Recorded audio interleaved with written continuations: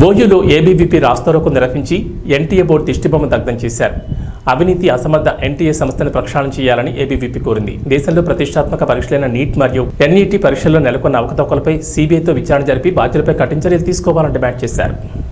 ABVP శాఖ ఆధ్వర్యంలో NTA యొక్క దిష్టిబొమ్మని దానం చేయడం జరిగింది. ఎందుకంటే వారం రోజుల క్రితము ఈ దేశంలో నీట్ ఎగ్జామ్ లీక్ అయి విద్యార్థుల్లో ఆందోళన రేకెత్తించింది.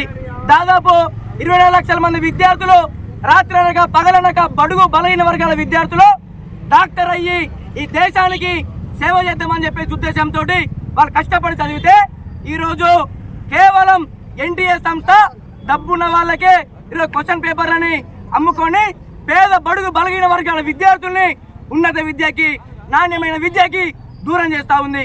ఆ ఘటన మరొక ముందే మొన్నటికి మొన్న జరిగినటువంటి UGC net exam paper leak అయ్యి ఎగ్జామ్ ని ఎన్టీఏ రద్దు చేయడం జరిగింది. ఈరోజు ఎన్టీఏలో దొంగలు పడ్డారు. ఎవరికైతే డబ్బులు ఎక్కువ ఇస్తే వాళ్ళ క్వశ్చన్ పేపర్లు అమ్ముకొని పేద విద్యార్థులకి అన్యాయం చేస్తూ ఉన్నారు. మేము ఒకటే అడుగుతా ఉన్నాం, ఎన్టీఏ అన్నటువంటి అధికారులారా, మీరు ఇదే ఎగ్జామ్ లో పాస్ అయ్యి బ్యూరోక్రాట్లుగా అయ్యి ఈరోజు క్వశ్చన్ పేపర్లు అమ్ముకోవడము చాలా సిగ్గుచేటు. బీహార్ రాష్ట్రంలో ఎవరైతే నితీష్ కుమార్, సికిందర్ ఈ ఇద్దరు ముఠా పేపర్ లీకేజ్ వెనుకున్నారో వాళ్ళు మాజీ ఉప ముఖ్యమంత్రి తేజస్వి యాదవ్ యొక్క మనుషులని చెప్పేసి ఆరోపణ రావడం జరుగుతూ ఉంది.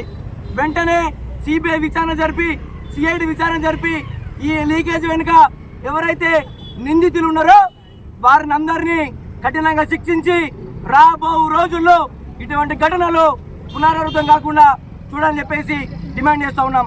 వైద్యో నారాయణ హరి అంటే మనం అందరం కూడా వైద్యుడు అనేవాడు మనకు కనిపించేటువంటి దేవుడు.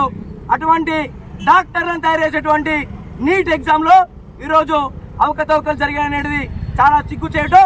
ఎన్టీ అధికారులకి ఒకటే డిమాండ్ చేస్తూ ఉన్నాం, మీరు కనుక మీ యొక్క బుద్ధి మార్చుకోకపోతే, మీ యొక్క అమ్ముడుపోయే విధానం మార్చుకోకపోతే రాబోయే రోజుల్లో ఏబీవీపీ ఉద్యమానికి శ్రీకారం చుడుతుందని చెప్పేసి తెలియవస్తూ కేంద్ర ప్రభుత్వాన్ని ఒకటే డిమాండ్ చేస్తూ ఉన్నాం, ఎన్టీఏని పూర్తిగా ప్రక్షాళన చేయాలి. ఏదైతే నష్టపోయిన విద్యార్థులందరికీ న్యాయం చేయాలి. రాబో రోజుల్లో ఇటువంటి ఘటనలు పునరావృతం కాకుండా చూడాలని చెప్పేసి తెలియజేస్తూ ఈ లీకేజ్ వెనకాల ఉన్నటువంటి ఈ భాగవతం ఎవకదొకలు అనుకున్నటువంటి నిందితులందరినీ కఠినంగా శిక్షలు చెప్పేసి డిమాండ్ చేస్తూ ఉన్నాం.